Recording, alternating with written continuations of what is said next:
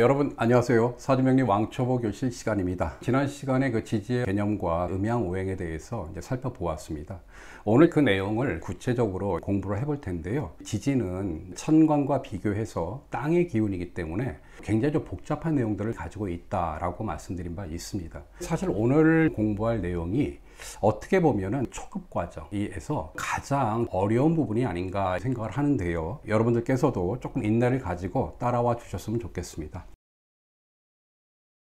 이 지지의 음양오행에 대해서 시간의 측면과 공간의 측면으로 이제 나누어서 설명을 해드린 바가 있습니다. 그래서 자부터 이 사까지의 6개의 기호들은 양의 구간에 있고 그 안에서 순서대로 양음, 양음 이렇게 진행이 된다라고 말씀드렸고요. 오부터 해까지의 이 그 지지들에 대해서는 이게 음의 구간에 있는 지지들이고 역시 양음, 양음 이렇게 음양이 교대가 되면서 진행이 된다라고 말씀드렸는데 오늘 조금 다른 얘기를 제가 할 겁니다.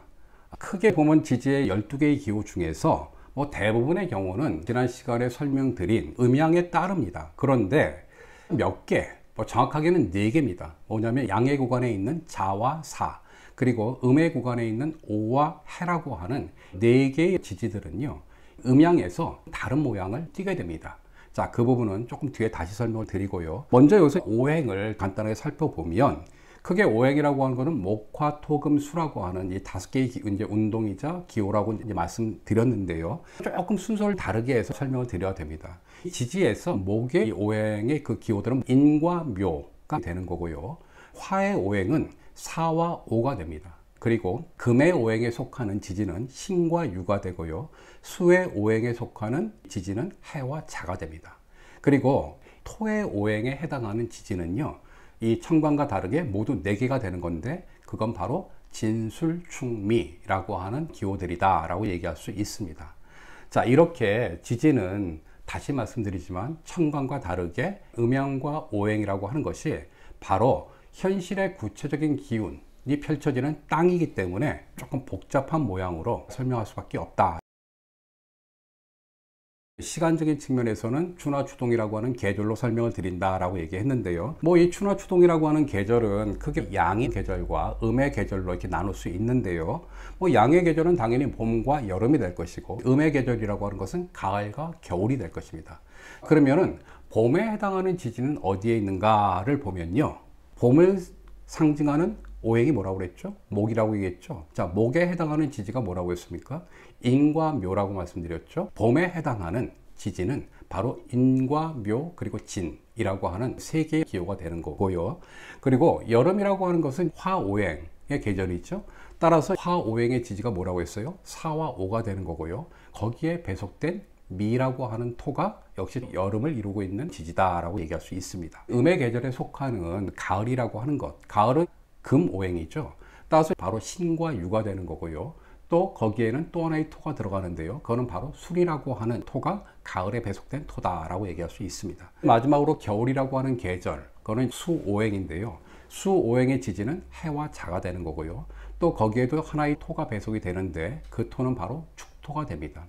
이런 식으로 지지의 추나추동이라고 하는 것은 봄에는 인묘진, 여름에는 사오미, 가을에는 신유술, 겨울에는 해자축, 이렇게 3개의 기호씩 각 계절에 배속이 되어 있다라고 하는 사실을 알 수 있고요. 천간에는 음양을 이어주는 토가 순수한 기운이기 때문에 2개밖에 없지만 지지는 기운이 막 복잡하게 전개되는 곳이기 때문에 이 토라고 하는 것이 단순하게 음양만 매개해주는 것이 아니라 계절과 계절을 이어주고 연결시켜주는 역할을 하기 때문에 각 계절마다 하나씩 배속이 된다. 그래서 모두 4개가 된다 라고 하는 사실을 다시 확인할 수 있습니다. 그러면 이 지지라고 하는 것을 공간적인 측면으로 이해한다는 것은 동서남북이라고 하는 방향으로 이해하는 것이다 라고 말씀드렸는데요. 기본적으로 동쪽이라고 하는 것은 어느 계절이죠? 그건 봄의 계절이 되는 거고요. 오행으로는 목이 됩니다. 따라서 목에 속하는 지지들, 바로 인과 묘와 진이라고 하는 봄의 계절에 속하는 3개의 지지가 동쪽을 상징하는 지지들이다 라고 얘기할 수 있고요. 이 남쪽이라고 하는 것은 기본적으로 이제 여름의 계절, 그러니까 여름의 방향이다 라고 얘기할 수 있는 거고요. 따라서 이거는 화오행이 되는 거죠. 화오행의 지지인 사오미 라고 하는 3개의 지지가 남방을 이루고 있는 지지들이다 라고 얘기할 수 있고요. 서라고 하는 것은 이제 기본적으로 가을, 계절로는 가을을 얘기하는 거고요. 오행으로는 금이 되는 거죠. 따라서 금에 속하는 지지인 신유, 술이라고 하는 세 개의 지지가 서방을 이루는 지지들이다 라고 얘기할 수 있습니다. 마지막으로 북쪽이라고 하는 것은 이제 계절로는 겨울이 되는 거고요. 겨울은 수오행이 되는 거고, 수오행의 지지인 해, 자, 축이 북방을 이루고 있는 지지들이다 라고 얘기할 수 있습니다. 자, 그런데요, 이제부터 정말 어려운 얘기를 좀 해야만 합니다. 자, 지지의 복잡성이라고 여러 차례 강조를 했는데요. 지구상에 존재하는 사람뿐만 아니라 모든 생명체는 하늘의 기운이라고 하는 것이 없이는 살아갈 수가 없는 거죠. 이 지구라고 하는 것 자체가 태양에 절대적으로 의존하고 있다라고 하는 객관적 사실에서 그러한 건데요. 그런데 우리 인간이라고 하는 존재, 지구의 생명체들은 어디에 발을 딛고 삽니까? 바로 땅에 발을 딛고 사는 거고요. 따라서 하늘의 기운 없이 살 수는 없지만, 하지만 가장 가깝게, 더 가깝게 느끼는 것은 바로 땅의 기운이다 라고 얘기할 수 있습니다. 그래서 보통 하늘은 멀고 추상적이고 그래서 또 순수하다 라고 얘기할 수 있는 거고요. 이 땅이라고 하는 것은 가깝고 굉장히 구체적이고 또 그래서 복잡하다 라고 얘기할 수 있는 건데요. 이렇게 이제 하늘과 땅이라고 하는 밀접한 공간이라고 하는 것이 이 사주 명리학, 이 사주팔자에서는 어떻게 해석이 되냐면, 보통 하늘의 경우는 정신적인 영역으로 해석을 하고요. 땅이라고 하는 것은 현실적인 영역으로 해석을 합니다. 어쨌든 땅에서는 음양오행이 굉장히 좀 복잡하고 다양하고 또 뒤엉킨 채로 전개가 되고 있다. 보통 지지라고 하는 것을 자축, 인묘, 진사, 오미, 신유, 술해라고 하는 이런 순서로 알고 있습니다. 그런데 다르게 설명을 드리고 싶은데요. 이거를 하루와 1년이라고 하는 시간을 가지고 설명을 해보도록 하겠습니다. 먼저 이 지지라고 하는 것은 하루라고 하는 이 시간을 표시하는 단위이기도 합니다. 서양에서는 24시라고 하는 이런 그 시간을 쓰고 있지만, 우리 동양에서는 보통 12지시라고 해서 12개의 시간의 구역으로 나누어서 하루를 이제 설명하고 하죠. 근데 하루를 처음 시작하는 시간을 뭐라고 합니까? 그걸 우리는 자시라고 얘기합니다. 그렇게 본다라고 하면 우리가 일반적으로 알고 있는 이 자부터 해까지 지지의 순서는 하루를 기준으로 한 지지의 배열이다 라고 얘기할 수 있는 겁니다. 또 다른 우리 인간사의 시간 단위가 있는데요. 그건 뭐냐면 바로 1년이라고 하는 시간입니다. 1년도 하나의 시간이라고 얘기할 수 있는데요. 근데 이렇게 1년이라고 하는 이 한 해를 표시할 때는 12지지의 순서가 바뀝니다. 우리가 하루는 자에서 시작한다라고 방금 말씀드렸지만, 우리가 한 해라고 하는 시간을 표시할 때 그 첫 시작이라고 얘기하는 1월이라고 하는 것은 지지에서 인월이 됩니다. 즉 자월이 아니라는 거죠. 그래서 인월이 1월이 되고요, 묘월이 2월이 되고 진월이 3월이 되고 하는 이런 순서로 진행이 되거든요. 이거는 앞서 우리가 시간의 측면에서 지지를 살펴볼 때 봄, 여름, 가을, 겨울이라고 하는 계절로 설명을 드릴 때요, 봄의 계절이 어디라고 했죠? 바로 인묘진이라고 말씀드렸죠. 근데 1월이라고 하는 게 뭐예요? 결국 봄이 시작하는 계절이다 라고 얘기할 수 있는 건데, 이렇게 우리가 한 해를 얘기할 때는 지지의 순서가 인월부터 시작이 되는 거고요, 자월과 축월이라고 하는 인월 앞에 있는 두 개의 기호들은 다 어디에 속합니까? 저 뒤에 겨울에 속하는 11월, 12월이 되는 거죠. 그래서 우리가 한 해를 기준으로 해서 지지를 다시 구성한다라고 얘기하면 그거는 인묘진, 사오미, 신유술, 해자축이라고 하는 이런 순서로 이해를 할 수 있다는 거죠. 지난 시간과 이번 시간에 이 지지의 음양오행을 얘기하면서 크게 시간의 측면과 공간의 측면으로 나누어서 이해를 했습니다. 그런데 오늘 여기에 더해서 채와 용이라고 하는 개념이 등장하게 됩니다. 자, 또 머리를 지끈거리시죠? 채와 용. 가뜩이나 어려운 용어를 많이 쓰는데, 이 채라고 하는 말은 몸체자, 용이라고 하는 건 이제 쓸용자라고 하는 한자를 쓰는데요. 이게 사실 명리학뿐만이 아니라 동양의 고전들을 읽다 보면 여러 차례 반복되는 개념들이고요. 근데 좀 복잡합니다, 이 설명하는 게. 저는 좀 쉽게 말씀드릴게요. 그냥 채라고 하는 것은 본질이라고 이해하시면 되는 거고요, 용이라고 하는 것은 그냥 현상으로 이렇게 이해하시면 됩니다. 아니면 그 한자 뜻대로 채라고 하는 것은 본체라고 이해하면 되는 거고요, 용이라고 하는 것은 그 채가 쓰이는 바라고 이해를 하셔도 되는 겁니다. 지지의 12개의 기호들은 그것이 가지고 있는 본래의 어떤 체가 있는 거고요. 그 체와 다르게 그것이 쓰이는 용, 모양이 따로 있다. 이렇게 이해하시면 되는 건데 바로 여기서 복잡한 지지의 음양이 나오게 되는 겁니다. 자, 그게 뭐냐? 제가 오늘 공부를 시작할 때 자와 사, 그리고 오와 해라고 하는 4개의 지지들은 음양이 달라진다 라고 얘기했는데 어떻게 달라지냐면 자는 양의 구간에 있습니다. 그리고 또 양의 모양을 띠고 있습니다. 하지만 이것의 용은 음이 됩니다. 사라고 하는 것은 양의 구간에 있지만 음의 모양을 띠고 있습니다. 그래서 사 같은 경우는 음이라고 얘기를 합니다. 그런데 용에서는요, 양으로 해석을 합니다. 그리고 다음에 나오는 오라고 하는 지지도 기본적으로 음의 구간에 있고요. 하지만 모양에서는 양의 모양을 띠고 있다. 그래서 체는 양이다 라고 얘기를 합니다. 그런데 실제의 용에서는 음으로 이걸 해석합니다. 마지막으로 해라고 하는 지지는 음의 구간에 있으면서 모양도 음이기 때문에 체를 음이라고 얘기를 합니다. 그런데 쓰임은 용에서는 양이 되는 겁니다. 이렇게 자와 사, 오와 해라고 하는 4개의 기호들은요, 이 음양이 체와 용이 다르게 나타납니다. 왜 다르게 나타나는가? 이거는 지지라고 하는 것을 하루를 기준으로 할 때 구성되는 순서와 한 해라고 하는 시간을 기준으로 해서 구성되는 순서가 다르다라고 하는 것을 염두에 두시면 됩니다.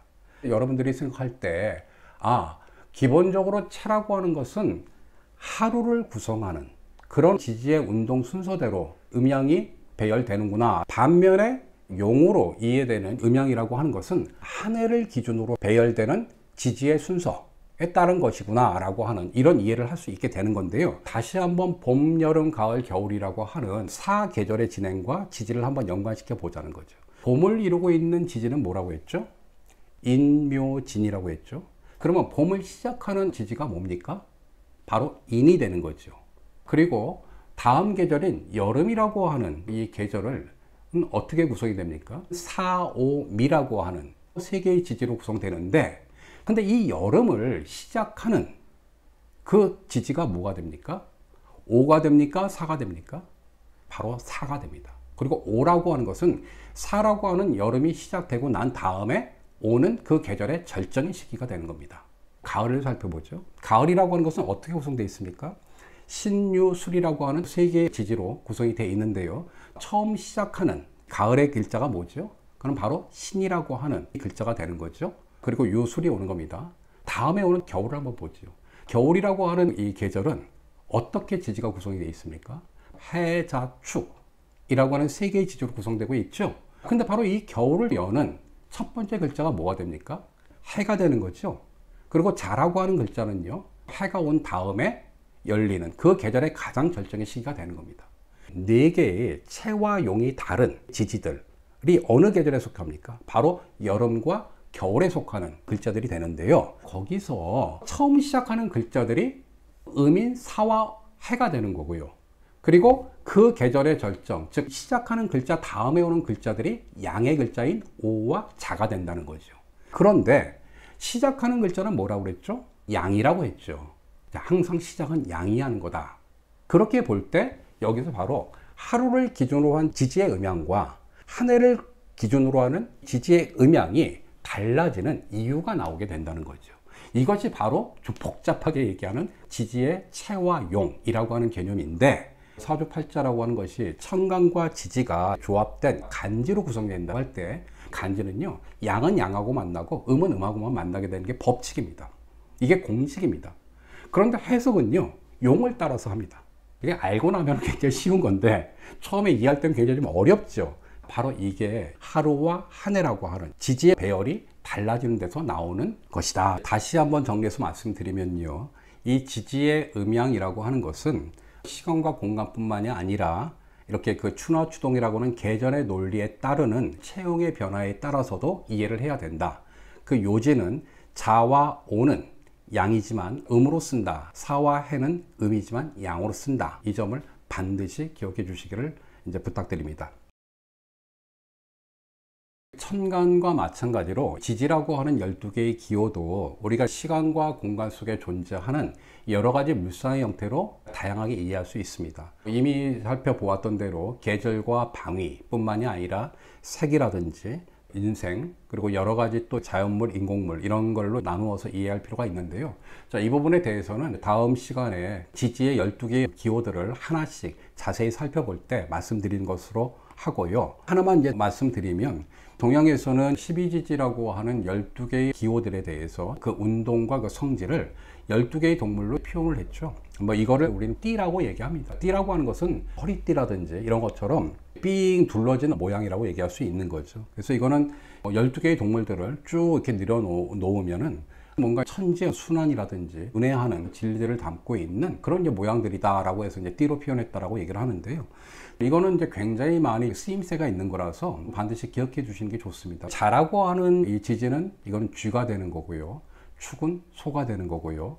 이는 이제 호랑이가 되는 거고, 묘는 토끼가 되고, 지는 용이 되고요. 사는 이제 뱀이 됩니다. 그리고 오는 말이 되고요.